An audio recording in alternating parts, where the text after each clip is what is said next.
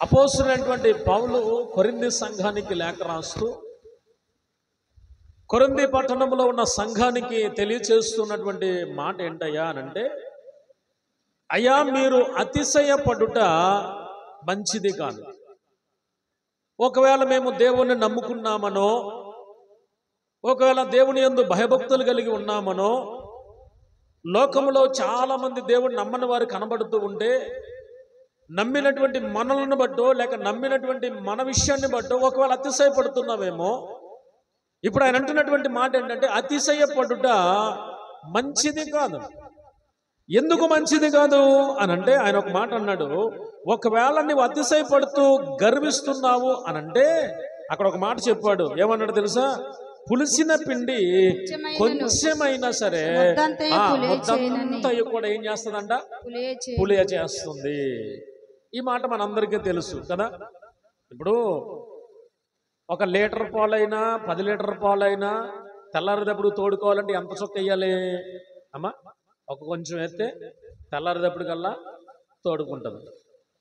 ఇప్పుడు మంచి పిండిని పులిసిన పిండిలా చేయాలంటే, లేక మంచి పిండి పులిసిన పిండిలా తయారవ్వాలంటే ఈ కొంచెం ముద్దటికలు కనుక అందులో పడేస్తే అది మొత్తం అంతా పాడైపోతుంది. ఈ మాట ఎందుకు పౌలు గారు జ్ఞాపకం చేస్తున్నారు ఇక్కడ అనంటే, దేవుణ్ణి నమ్ముకున్నటువంటి మన జీవితాలలో, దేవుని మీద విశ్వాసం ఉంచినటువంటి మన బ్రతుకులలో, దేవుణ్ణి నమ్ముకున్నామని చెప్పి అన్ని విషయాలలో దేవుని మీద ఆధారపడడానికి ప్రయత్నం చేస్తున్నటువంటి మన జీవితాలలో ఒకవేళ పులిసిన పిండి లాంటి పరిస్థితులు ఏదైనా మనలో ఉన్నావేమో ఒక్కసారి పరిశీలన చేసుకోవాలి. ఇప్పుడు యేసు ప్రభు వారు శరీరధారిగా భూమి మీద ఉన్నప్పుడు ఒక యవనస్తుడు ఇచ్చాడు. ఉపవాస ప్రార్థనలో ఈ అంశాన్ని మనం ధ్యానం చేశాం. అయ్యా నిత్య జీవమునకు వెళ్ళడానికి నేనేం చెయ్యాలయ్యా అని అడిగాడు. అడిగితే ప్రభు అన్నారు, ఇదిగో నువ్వు ఆజ్ఞలు ఉన్నాయి కదా, మోషే నియమించిన ఆజ్ఞలు, ఆ ఆజ్ఞలు కట్టడలను అనుసరించి నడుచుకోవయ్యా అని అంటే, అయ్యి నేను బాల్యము నుండే చేస్తున్నాను అన్నాడు. సరే మంచిదే, అయితే నీలో ఒకటి కొదువుగా ఉంది. ఏంటా కొదువా? నీలో ఉన్నటువంటి ఆ కొదువు ఏంటంటే, నీ దగ్గర ఆస్తి ఉంది. ఆ ఆస్తిని బట్టి ఒకవేళ నువ్వు గర్వపడుతున్నావు కాబట్టి నీ ఆస్తి ఏదన్నా ఉంటే అది అమ్మేసి బీదలకి ఇచ్చి తప్పుడు వెంబడించు అన్నారు ప్రభు. ఆ మాటకు ఆయన ఏమన్నాడు? ముఖం చిన్నబుచ్చుకుని వెళ్ళిపోయాడు. యేసు ప్రభు దగ్గరికి రాలా. పిల్లరా, ఇప్పుడు అతను అన్ని చేస్తున్నాడు, ఆజ్ఞలు అనుసరిస్తున్నాడు, దేవుడు చెప్పిన పనులు అన్నీ చేస్తున్నాడు, కానీ ఏదో ఒకటి లోటు అతని దగ్గర కనబడుతుంది. ఆ లోటుని బట్టి ప్రభు వారిని వెంబడించలేకపోయాడు ఆ రోజున యవనస్తుడు. సరే, ఈ రోజు మనం ఆలోచన చేస్తే మనము నీతి యందును, విశ్వాసం యందును, పరిశుద్ధత యందును మనము వేరుపార్చబడినటువంటి వారిగా ఉండి మన విశ్వాస యాత్రను కొనసాగిస్తున్నటువంటి ఈ శుభ సమయంలో, ఈ కడవరి దినాలలో, ఒకవేళ మన జీవితాలలో దేవుడు వచ్చేటువంటి సమయంలో మనం ఉన్నాము గనుక, ప్రభువు రాకడలో ఎత్తబడేటువంటి ఆ వరుస క్రమంలో మనం ఉన్నాము గనుక, ఏ క్షణంలో ఆయన వస్తారో మనకు తెలియదు గనుక, వచ్చే వరకు మనం చేయాల్సిన పని ఏంటయ్యా అనంటే జాగ్రత్త కలిగి మెలకువ కలిగి ఉండాలి. ఇప్పుడు 10 మంది కన్యకుల గురించి కూడా మనం చాలాసార్లు విన్నాం. ఈ 10 మంది కన్యకులలో జరిగినటువంటి పరిస్థితులు మనకు తెలుసు. 5 సిద్ధపాటు కలిగిన వారుగా ఉన్నారు, 5 సిద్ధపాటు లేని వారుగా ఉన్నారు. తీరా పెండ్లి కుమారుడు వచ్చిన తర్వాత గబగబా నూనె కావాలని అడుగుతుంటే, నూనె మన దగ్గర ఇప్పుడు ప్రస్తుతానికి లేదు. ఇప్పుడు జరిగే పరిస్థితి ఏంటంటే, మీరు వెళ్ళి కొట్టుకాడికి వెళ్ళి కొనుక్కోండి అన్నాడు. వారు అలా వెళ్ళి వచ్చే సమయానికి రానయ్య ఉన్నటువంటి పెండ్లి కుమారుడు వచ్చేసాడు. వచ్చిన తర్వాత తీరా వాళ్ళందరూ మిగతా 5 లోపలికి వెళ్ళిపోయారు. తర్వాత వెళ్ళొచ్చి తలుపు కొడుతుంటే, మీరెవరో నాకు తెలియదు అన్నాడు. అంటే అప్పటి వరకు ఎదురు చూశారు, చివరి క్షణం వరకు కాపాడుకున్నారు విశ్వాసాన్ని, చివరి క్షణం వరకు వారు దేవుని సన్నిధిలో భయభక్తులు కలిగి ఉన్నారు. కానీ ఒక చిన్న పొరపాటు వల్ల వెళ్ళవలసినటువంటి గమ్యస్థానానికి వాళ్ళు వెళ్ళలేకపోయారు. ఇప్పుడు ఈ పౌలు గారు కూడా ఇక్కడ మాట్లాడుతున్నటువంటి మాట ఏంటంటే, అయ్యలారా మీరు అతిశయపడుట మంచిది కాదు. అతిశయపడేది ఏ కారణాన్ని బట్టి మీరు అతిశయపడుతున్నారు? దేనిని బట్టి మీరు అతిశయపడుతున్నారు?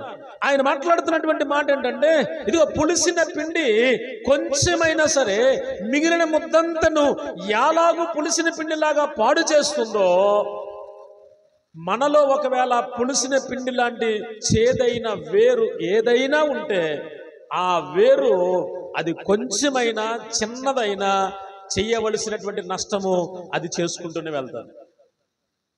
నా మాట అర్థమైందా? మరలా చెప్తున్నాను, ఒకవేళ మనము దేవుని యొక్క రాకడ కొరకు ఎదురు చూస్తూ విశ్వాస యాత్రలో బాప్తిసం తీసుకున్నాం, బలలో చేపెట్టాం, నమ్మకస్తులుగా ఉన్నాం, యథార్థవంతులుగా బ్రతుకుతున్నాం, అంతవరకు బాగానే ఉంది. ఇప్పుడు యథార్థవంతులుగా బ్రతుకుతున్నటువంటి మన జీవితాలలో ప్రభువు రాకడ సమీపముగా ఉన్న దినాలలో మనమున్నాం. ఒకవేళ ఆలస్యమైన, ఆయన రాకడ ఆలస్యమైన, ఒకవేళ మన పోకడ ఒకవేళ దగ్గరకు వచ్చిన ఈ మధ్య కాలంలో మనం చేయాల్సిన పని ఏంటయ్యా అని అంటే జాగ్రత్త కలిగి ఉండాలి. ఒకవేళ జాగ్రత్త కలిగి ఉండడానికి ప్రయత్నం చేస్తున్న మన జీవితంలో ఏదో చిన్న చిన్న పులిసిన పిండి లాంటి కొంచెం ఒక చెంచాడు లాంటి అవిధేయత, ఏమండి, ఒక చెంచాడు లాంటి అసూయ, లేకపోతే ఒక చెంచాడు లాంటి ఇంకా ఏదైనా మనలో ఉండకూడనిది ఉన్నదనుకోండి, ఇప్పుడు మొత్తానికే నష్టం వస్తుంది మనకి. ఇప్పుడు వాళ్ళు ఎంత కొంచెం నూనె వాళ్ళు ఎక్స్ట్రా పట్టుకుని వెళ్ళుండుంటే ఆ 5గురు కూడా ప్రభుతో పాటు లేక పెండ్లి కుమారుడితో పాటు ఆ రోజున వెళ్ళుండేవారు. కానీ వాళ్ళు ఏంటంటే కొందాంలే, చూద్దాంలే, ఇప్పుడే కంగారు ఏముందిలే, మన ఇది అయ్యేలోపు వచ్చేయడానికి అయినా అన్నట్లుగా కొంచెం నిర్లక్ష్యంగా ఉన్నందువల్ల పిల్లరా వారు 5గురు మిగిలిపోయినట్లుగా వాక్య భాగంలో మనం చూస్తూ ఉన్నాం. అయితే ఇక్కడ అంటున్నటువంటి మాట ఏంటంటే, పిల్లరా అతిశయపడుట మంచిది కాదు. మనం అతిశయపడటం అనేది మంచిది కాదు. అతిశయం అంటే గర్వపడుతూ ఉంటారు చాలా సందర్భాల్లో. ఏ సందర్భాల్లో ఎవరెవరు ఎలాగ గర్వపడతారో మనకు చాలా సార్లు తెలుసు. మనం చాలా విషయాలు మనం ఎరిగినటువంటి వారమే, మనమంత అమాయకులమైతే కాదు. కానీ ఇక్కడ ఒక మాట చెప్తూ ఉన్నాడు, మనము ఏ విషయాల్లో అతిశయపడుట మంచిది కాదో కొన్ని విషయాలు మనం క్లుప్తంగా కొన్ని విషయాలు మనం ధ్యానం చేద్దాం. చూడండి, పరిశుద్ధ గ్రంథము నుండి హబక్కూకు గ్రంథము 2వ అధ్యాయం 2వ అధ్యాయము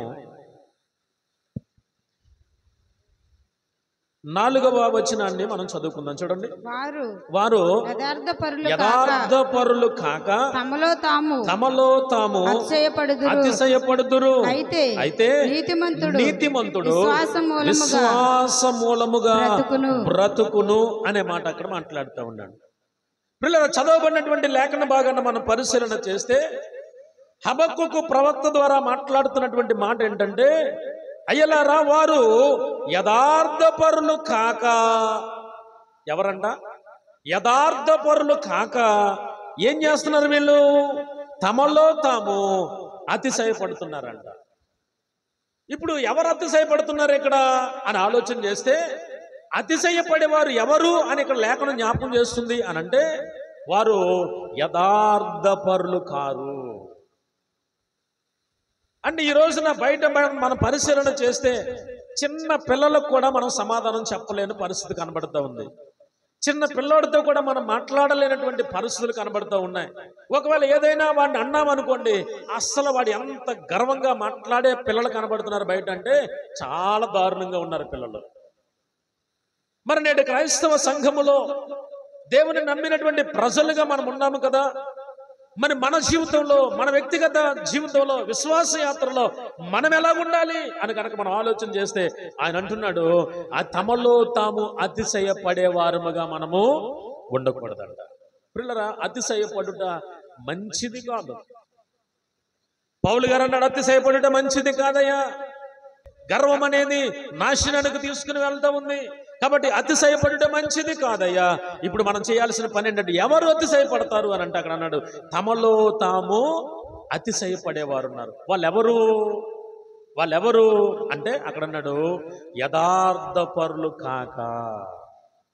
యథార్థపరులు అయితే అతిశయపడరు, కానీ యథార్థత లేని వారు ఎక్కువగా ఏం చేస్తారయ్యా అని అంటే అతిశయపడతారంట. రెండో విషయాన్ని కూడా మనం ఆలోచించేద్దాం. చూడండి ఒకసారి కొరింథీయులకు రాసినటువంటి పత్రికలోనే అక్కడ కూడా ఒక మాట మాట్లాడుతూ ఉన్నాడు పౌలు గారు. కొరింథీయులకు రాసిన మొదటి పత్రికలోనే 3వ అధ్యాయము 21వ వచనం కూడా చూడండి అక్కడ. మీరేది కోరుచున్నారు? మొదటి కొరింథీయులకు రాసిన పత్రిక. కాబట్టి ఎవడును మనుషుల యందు అతిశయింపకూడదు, సమస్తమును మీవి. పౌలైనను అపొల్లైనను కేఫాయినను లోకమైనను జీవమైనను మరణమైనను ప్రస్తుతమందున్నవైనను రాబోవునవైనను సమస్తమును మీవే. మీరు క్రీస్తు వారు, క్రీస్తు దేవుని వారు అనే మాట అక్కడ మాట్లాడుతూ ఉన్నాడు.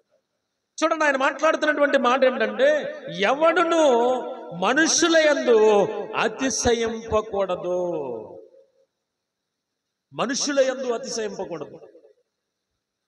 ఎప్పుడు అతిశయం కనబడుతుంది మనకి అంటే, కొన్నిసార్లు యుద్ధాలు జరుగుతూ ఉంటాయి కుటుంబాల్లో, లేకపోతే కొన్నిసార్లు చిన్న చిన్న గొడవలు జరుగుతూ ఉంటాయి. ఈ గొడవలు జరుగుతున్నప్పుడు, లేకపోతే ఇద్దరు స్నేహితుల మధ్య కావచ్చు, యవనస్తుల మధ్య కావచ్చు, లేకపోతే ఎక్కడైనా సరే ఏదైనా సందర్భంలో ఒకవేళ చిన్న గొడవ జరిగింది అనుకోండి, ఖచ్చితంగా ఎలాంటి మాటలు మాట్లాడతాం మనము అని అంటే, చాలాసార్లు నువ్వెంతరా, నా ముందు నువ్వెంతరా అంటే, నువ్వెంత, నీ బ్రతికెంత అన్నట్టుగా మాట్లాడేటువంటి పరిస్థితులు చాలా సందర్భాల్లో మనం కూడా అక్కడి నుంచి దాటుకుని వచ్చిన వాళ్ళమే.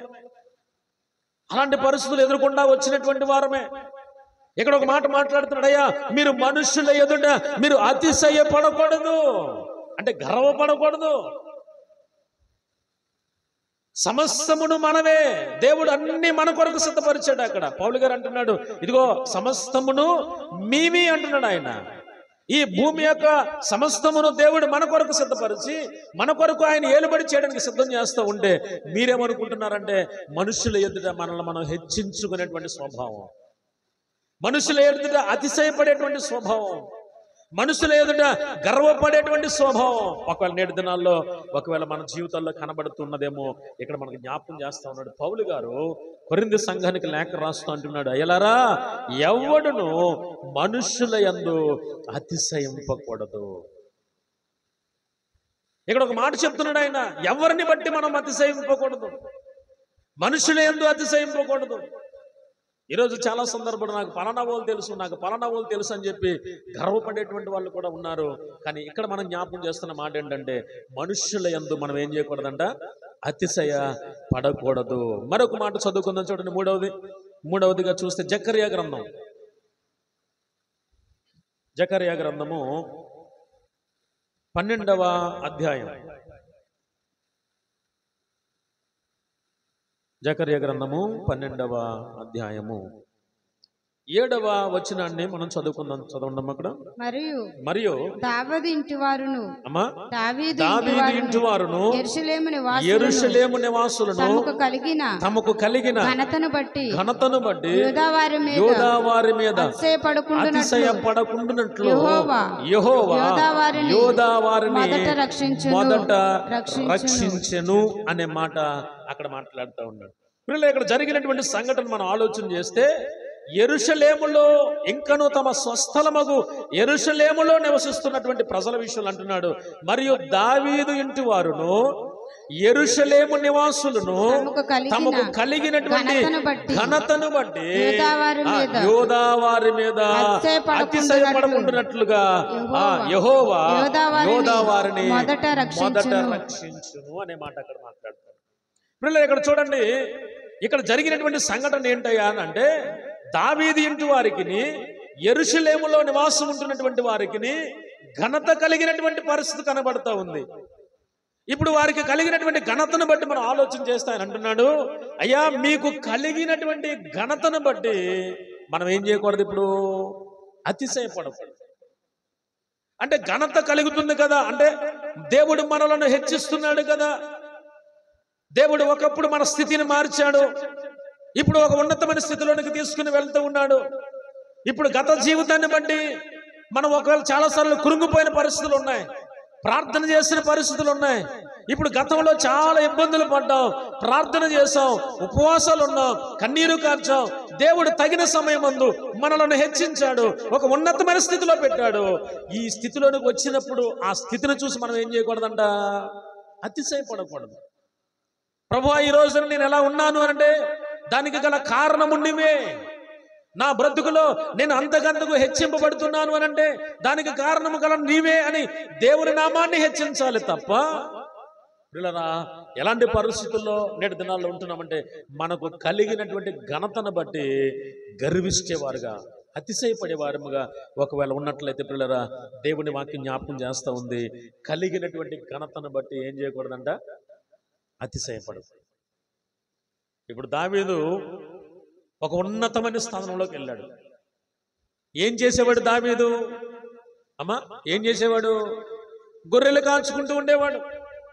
గొర్రెలు కాచుకుంటూ ఉన్నటువంటి దావీదు యొక్క జీవితం ఎక్కడికి వెళ్ళిందయ్యా అంటే ఒక సింహాసనం దగ్గరికి వెళ్ళాడు, రాజుగా వెళ్ళాడు.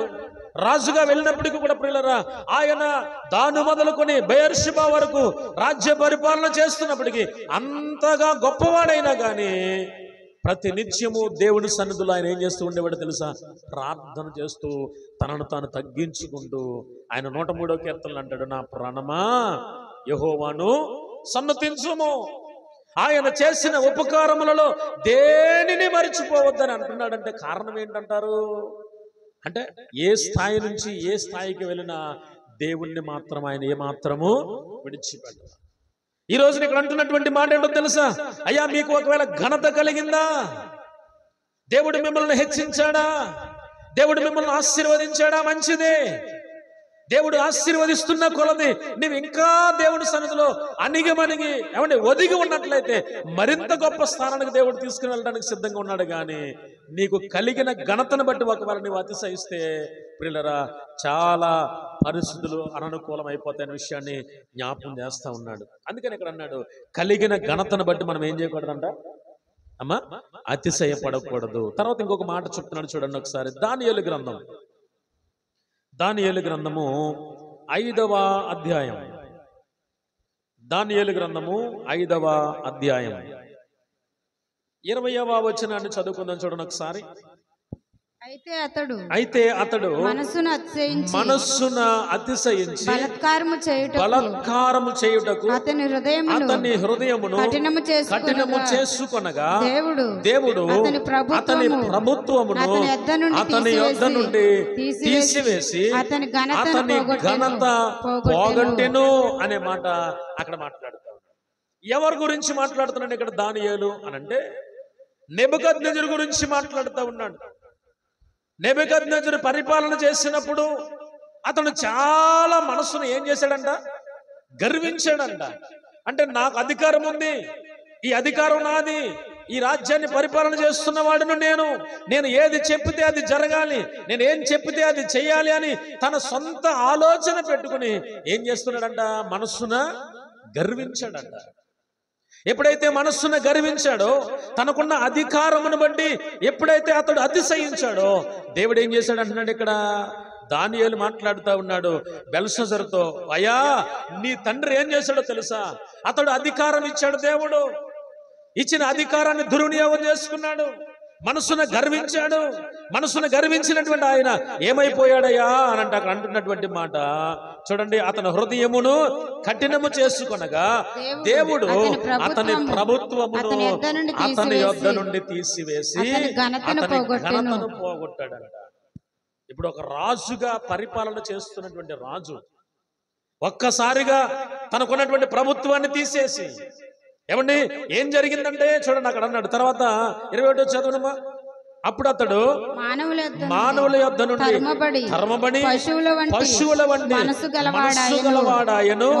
మహోన్నతుడగు దేవుడు మానవుల రాజ్యములలో ఏలుచు ఎవరిని స్థాపింపగోరును వారిని స్థాపింపునని అతడు తెలుసుకొని వరకు అతడు అడవి గాడిదల మధ్య నివసించు పశువుల వలె గడ్డి మేయుచు ఆకాశపు మంచు చేత తడిసిన శరీరము గలవాడాయను అని ఉంది అక్కడ.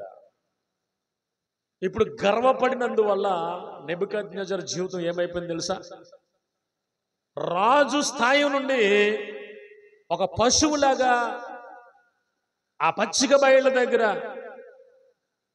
గడ్డి మేసే స్థాయికి తీసుకొచ్చేసాడు. ఎవరు?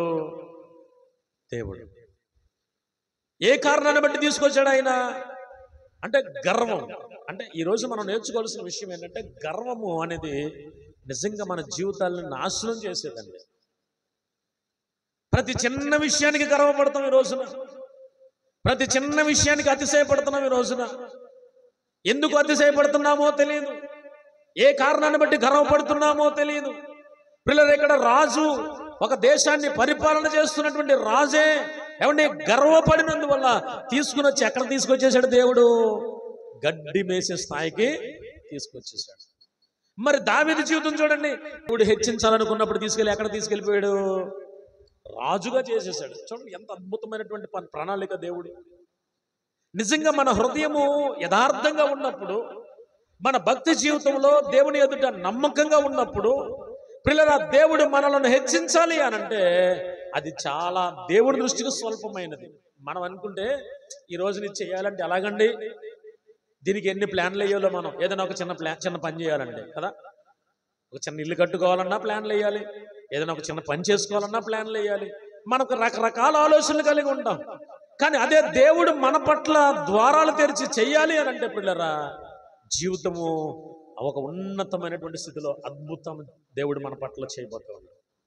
కాబట్టి ఈరోజు మనం ఆలోచన చేస్తే పిల్లరా, దేవుని వాక్యం మనతో మాట్లాడుతున్నటువంటి మాట ఏంటంటే, మనము అతిశయపడటం అనేది మంచిది కాదు. ఇక్కడ ఒక మాట చెప్తున్నాడు ఆయన. నెబుకద్నెజర్ అంట మనస్సును గర్వించాడట, తనకున్న అధికారమును బట్టి. ఏమండి, అతను అతిశయపడ్డాడు కాబట్టి ఇప్పుడు ఏం చేశాడు? ఆయన్ని తీసుకుని వెళ్ళి ఏమండి అతనుకున్నటువంటి ఘనతంతా పోగొట్టేశాడు. ఘనత తీసేసిన తర్వాత తీసుకుని వెళ్ళి పశుప్రాయుడిగా చేసేశాడు. ఒకవేళ ఎంత ఘనత పోయినా ఇంటికాడ కనీసం అన్నమన్నా తినాల్సినటువంటి వ్యక్తి ఏం తిన్నాడు? ఇప్పుడు తీసుకెళ్ళి గడ్డి తింటున్నాడు. గడ్డి ఎవరు తింటారండి అమ్మా? పశువులు తింటారు. పశువులు తినే గడ్డి ఈ రోజున మనుషులు తింటే పరిస్థితికి వచ్చేసింది. ఇక్కడ చివరికి జరిగినటువంటి సంఘటన, ఎప్పటి వరకు గడ్డి తిన్నాడయ్యా అనంటే, మహోన్నతుడగు దేవుడు మానవుల రాజ్యములలో ఏలుచు ఎవరిని స్థాపింపగోరునో, ఎవరిని స్థాపించునని అతడు తెలుసుకొని వరకు, అంటే ఇది దేవుని చిత్తములో ఉంటేనే నేను రాజు అవుతాను తప్ప నా సొంత ఆలోచనతో నేను రాజు అవ్వలేదు అనే విషయం తెలుసుకునే వరకు. ఈ రోజున మన కుటుంబాలను కూడా మనం పరిశీలన చేస్తే, దేవుడు ఎందుకు మన కుటుంబాల్లో చిన్న చిన్న సమస్యలు, చిన్న చిన్న శోధనలు ఒకవేళ పెడుతున్నాడు అని కనుక మనం ఆలోచన చేస్తే, మనం కొన్ని విషయాలు మనసులో పెట్టుకోవాలి. ప్రభువా, ఒకవేళ నాలో ఏదైనా లోపం ఉంటే నన్ను మన్నించయ్యా, నాలో ఏదైనా పొరపాటు ఉంటే నన్ను మన్నించు. ఏ కారణం చేతనైనను నీకు విరోధముగా నా మనస్సు గాని, నీకు విరోధముగా నా నోరు గాని, నీకు విరోధముగా నా ప్రవర్తన గాని ఉంటే నన్ను మన్నించయ్యా అని దేవుడి సన్నిధిలో క్షమాపణ వేడుకున్న దారి వేరు. క్షమాపణ కాకోకుండా ఇలాంటివి జరుగుతూ ఉంటాయి, ఎన్ని వినలేదు, లేక ఎన్ని చూడలేదు మన జీవితంలో, ఎన్ని మనం చూడలేదు, ఎన్ని అనుభవించలేదులే, ఇది పెద్ద విషయం ఏంటిలే అని ఒకవేళ పిల్లరా మనం దాన్ని అలాగే కొనసాగించుకుంటూ వెళ్ళిపోతే ఖచ్చితంగా మనం దెబ్బతింటాం. కాబట్టి ఇక్కడ మనం ఆలోచన చేయాలి. దేవుని వాక్యం జ్ఞాపకం చేస్తూ ఉంది, మనకు కలిగినటువంటి అధికారమును బట్టి మనం ఏం చేయకూడదంట? అతిశయపడకూడదు, అతిశయపడకూడదు. ఆ తర్వాత ఇంకొక మాట మనం చూడండి ఒకసారి. సామెతల గ్రంథం 27వ అధ్యాయం 27వ అధ్యాయము మొదటి వచనం చదవండి. రేపటి దినమును గూర్చి అతిశయపడకుము. ఏ దినమున ఏది సంభవించును అది నీకు తెలియదు. చూడండి, ఇక్కడ ఒక మాట చెప్తున్నాడు మరలా. దేనిని బట్టి మనం అతిశయపడకూడదు అంటే, ఇక్కడ దాదాపుగా కొన్ని విషయాలు మనం ఆలోచన చేసాం. తమలో తాము అతిశయపడకూడదు అని నేర్చుకున్నాం. రెండవదిగా మనుషుల యందు అతిశయపడకూడదు అని నేర్చుకున్నాం. మూడవదిగా మనకు కలిగిన ఘనతను బట్టి అతిశయపడకూడదు. నాలుగవదిగా మనకున్నటువంటి అధికారమును బట్టి అతిశయపడకూడదు. ఇక్కడ 5వదిగా మనం ఆలోచన చేస్తే రేపటి దినమును గూర్చి అతిశయపడ.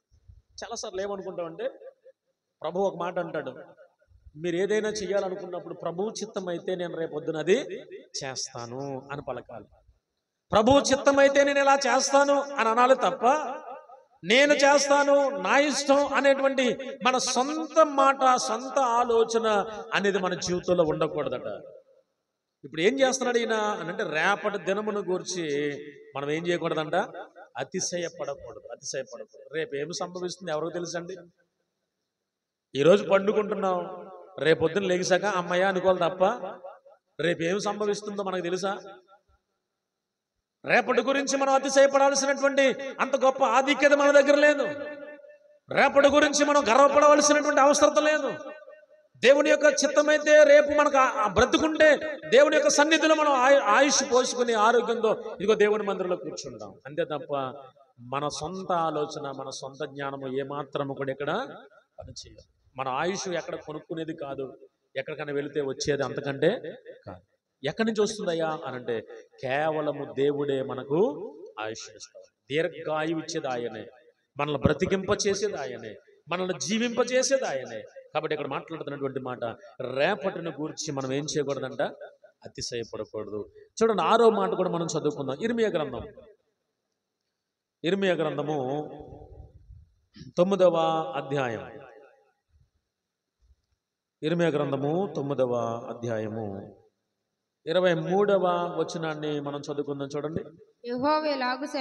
యెహోవా ఇలాగు సెలవిచ్చుచున్నాడు, జ్ఞాని తన జ్ఞానమును బట్టి సూర్యుడు తన శౌర్యమును బట్టి అతిశయింపకూడదు, ఐశ్వర్యవంతుడు తన ఐశ్వర్యమును బట్టి అతిశయింపకూడదు అనే మాట ఖచ్చితంగా చెప్తా ఉన్నాడు. చూడండి ఆయన ఏం మాట్లాడుతున్నాడు అని అంటే, పిల్లరా దేవుడు అంటున్నటువంటి మాట యెహోవా ఇలాగూ సెలవిస్తున్నాడు. ఇది దేవుని యొక్క ఆజ్ఞ. ఏం సెలవిస్తున్నాడంటే ఇదిగో జ్ఞాని తన జ్ఞానమును బట్టి అతిశయించకూడదు.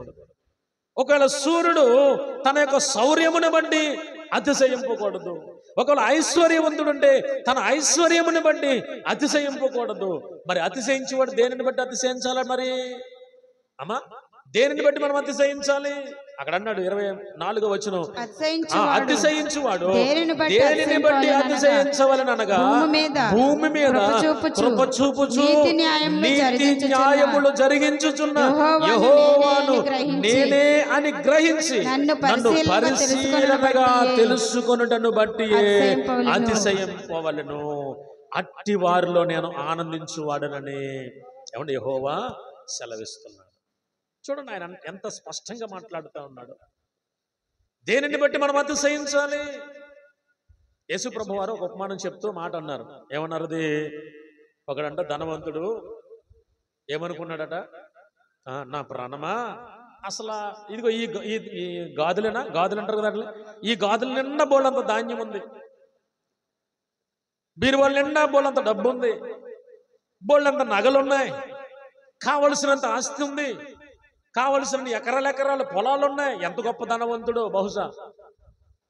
ఇప్పుడు ఆయన అనుకున్నాడంట ఆ రాత్రి పండుకుంటూ, నా ప్రాణమా కావలసిన అన్ని తినడానికి నీకు ఏది కావాలంటే అది నేను అన్ని సిద్ధం చేసేసాను, నీకు ఏది కావాలి, నీ కంటికి నచ్చింది, నోటికి నచ్చింది, నీ మనసుకు నచ్చింది, ఏది కావాలంటే అది వండుకు తిని నీకేంటి అని ఎవరితో అంటున్నాడంట? అతను తన ప్రాణంతో అనుకుంటున్నాడంట.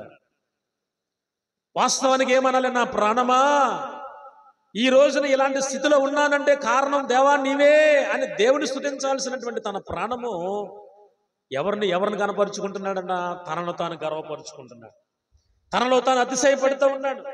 ఎప్పుడైతే తనలో తాను అతిశయపడుతున్నాడో అప్పుడు అన్నాడు, దేవుడు అన్నాడంట, ఓరి వెర్రివాడా. అమ్మా ఏంటంట?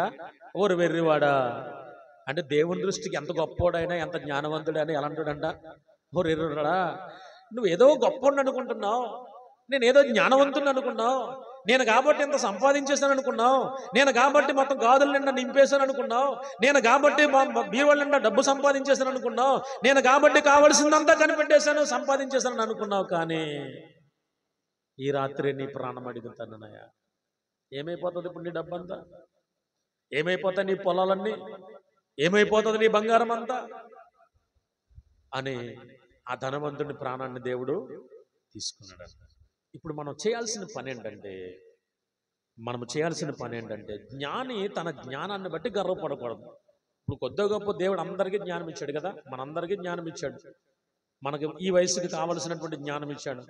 దేవుడు మనకిచ్చిన జ్ఞానాన్ని బట్టి ఒకవేళ మనం గర్వపడేవారుగా మనం ఉండకూడదు. ఏదో దేవుని దయ వల్ల అండి ఇలాగా మా జీవితం కొనసాగిపోతుందండి అన్నదానికి, నా జ్ఞానాన్ని బట్టే కుటుంబాన్ని నేను వెళ్తున్నాను అన్నదానికి తేడా ఉంటుందా లేదా?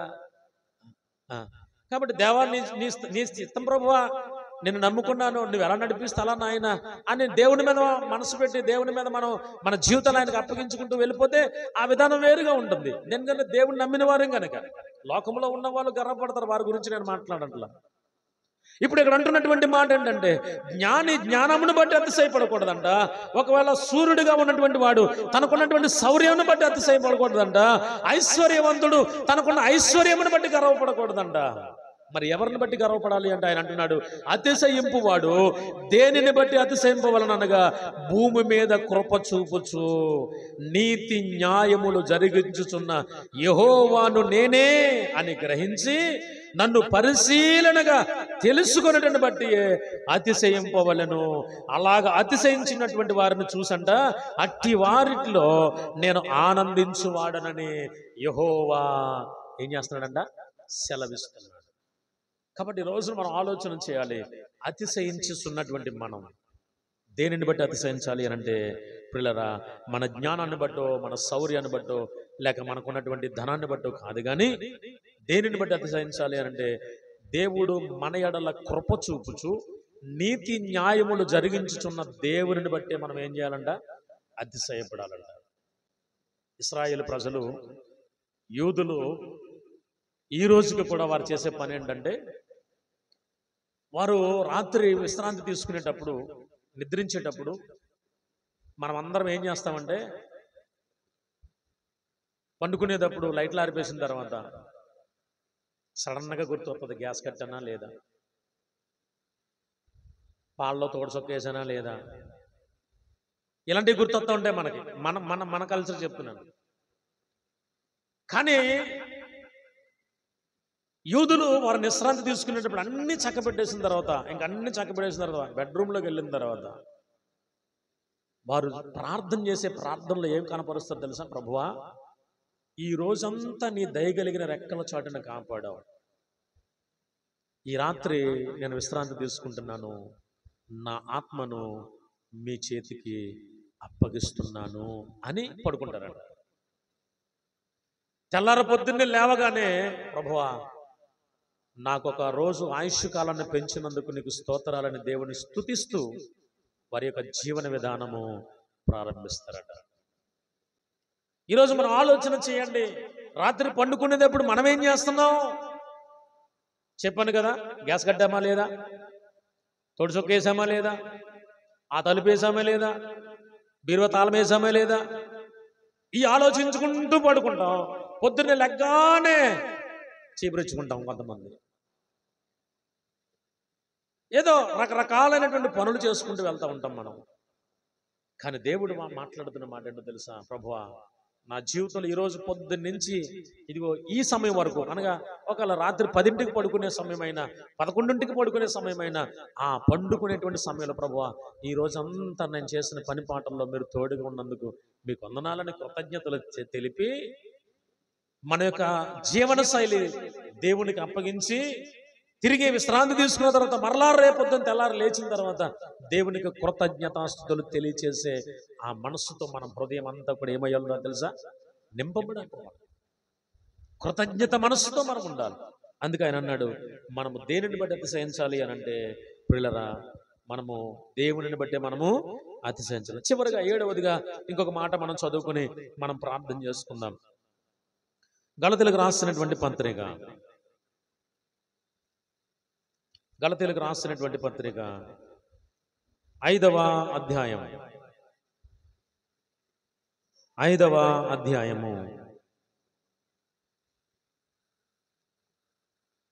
వచనం చదవము ఒకసారి. ఒకరినొకరము వివాదమునకు రేపకయు ఒకరి యందు ఒకరము అసూయ పడకయు వృధాగా అతిశయ పడకయు ఉందుము అనే మాట అక్కడ మాట్లాడుతాం. చూడండి 25వ వచనం కూడా చదువు. మనము ఆత్మను అనుసరించి జీవించి వారమైతిమా, ఆత్మను అనుసరించి క్రమముగా నడుచుకుందుము. మనం ఆత్మను అనుసరించి నడుచుకునే వారమైతే క్రమముగా మనం నడుచుకుంటామట. మనము దేవుని యొక్క పరిశుద్ధాత్మ యొక్క ఏమంటే నడిపింపుతో మనం నడవగలిగితే, ఆయన అంటున్నాడు, మీరు ఆత్మను అనుసరించి జీవించే వారమైతే మా ఆత్మను అనుసరించి క్రమముగా నడుచుకుందము. ఇక్కడ అన్నాడు 26వ వచనంలో, ఒకరినొకరు వివాదములు రేపకయో. ఏం రేపకూడదు అంటున్నాడు అమ్మా. వివాదాలంటే గొడవలు. అంటే ఇక్కడ ఒక మాట చెప్తున్నాడు, ఒకరి ఎడల ఒకరు ఏం చేస్తున్నారు అంటే వివాదములు రేపకయో, తర్వాత ఒకరి యందు ఒకరు అసూయ పడకయో. అమ్మా, అసూయ పడకయో. ఎప్పుడు వస్తుందండి అసూయ? ఎప్పుడు వస్తుంది అసూయ? మన పక్కింటోళ్ళు బాగుంటే. అమ్మా, ఈ రోజున మనం చాలా సామెతలు అంటాం. మన పక్కింటోడు బాగుంటే రేపు పని రోజున ఆడు బాగుంటే మనం బాగోపోతే కనీసం గింజని ఎత్తడరా అనే మాట ఇంతకుముందు వినేవాళ్ళం. అంటే ఆడు బాగుంటే పోన్లే, ఆడు బాగుంటే బాగుండాలేరా, ఎప్పుడన్నా మన కష్టం వస్తే ఆదుకుంటాంలే అనే మనసు గతంలో ఉండేదట. కానీ ఇప్పుడు అలాంటి మనసు కాదు. ఒకడు బాగుంటే వాడిని ఏదో ఒక రకంగా వాడిని పాడు చేసే మనసుతోటే పిల్లరా చాలా మంది మనసులు నిండిపోతున్నాయట. అందుకని అక్కడ అన్నటువంటి మాట ఏంటంటే, ఒకని యందు ఒకడు ఏమండి అసూయ పడకయో. తర్వాత అన్నాడు, వృధాగా అతిశయ పడకయో ఉందుము. వృధాగా అతిశయపడతారంట.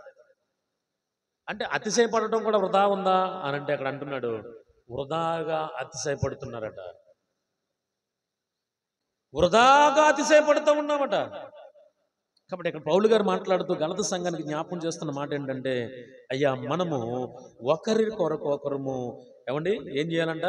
వివాదములు రేపకయో, ఒకరి యందొకరము అసూయ పడకయో, ఇదిగో వృధాగా అతిశయ పడకయో ఉందము. మనకి ఎందుకంటే అతిశయం ఈ రోజున? మనకెందుకు అతిశయం చెప్పండి? లోకములో ఉన్నవాడు అతిశయపడ్డాడంటే వాడికి అర్థం ఉంది.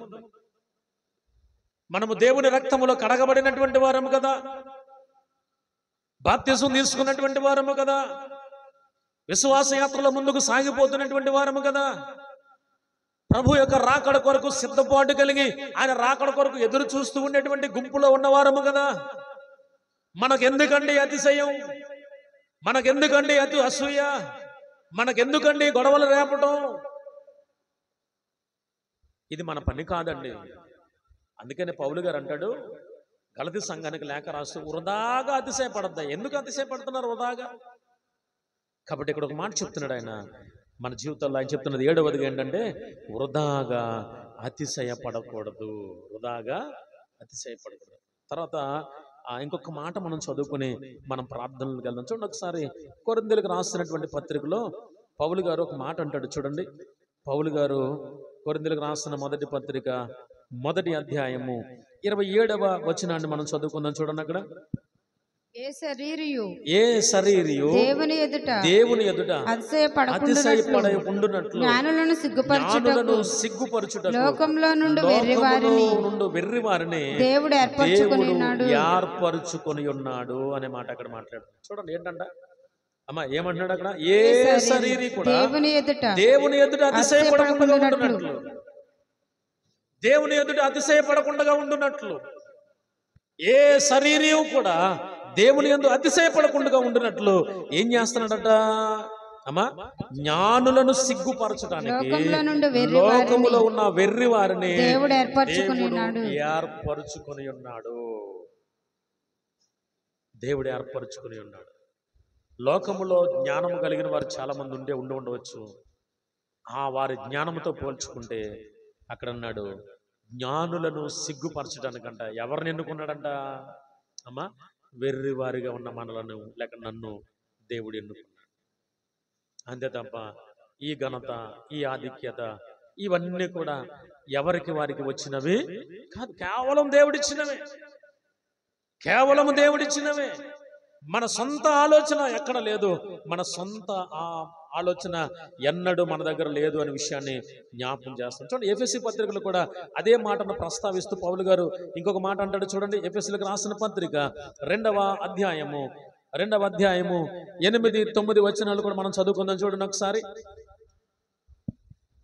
మీరు విశ్వాసము ద్వారా కృపచేతనే రక్షింపబడి ఉన్నారు. ఇది మీ వలన కలిగినది కాదు, దేవుని వరమే. ఎవరు మనం మారు మనసు పొందామంటే ఎవరిని బట్టి మనం మారు మనసు పొందాం? నాకు నేనగా వెళ్ళిపోయి నేను మారు మనసు పొందేశానా? నాకు నేనగా వెళ్ళి బాప్తిసం తీసేసుకున్నానా? నాకు నేనగా వచ్చేసి సేవలోకి వచ్చేసామా? నాకు నేనగా వచ్చేసి నేను దేవుని మందిరంలో బల తీసుకుంటున్నానా అని అంటే మన వల్ల కలిగినది కాదంటే అక్కడ ఎవరి వలన కలిగిందయ్యా ఆయన అంటున్నటువంటి మాట. మీరు విశ్వాసము ద్వారా కృపచేతనే రక్షింపబడి ఉన్నారు. ఇది మీ వలన కలిగినది కాదు, అది దేవుని వరమే. 9వ వచనం కూడా చదవండి. అది క్రియల వలన కలిగినది కాదు కనుక ఎవడును అతిశయపడ వీలు లేదు.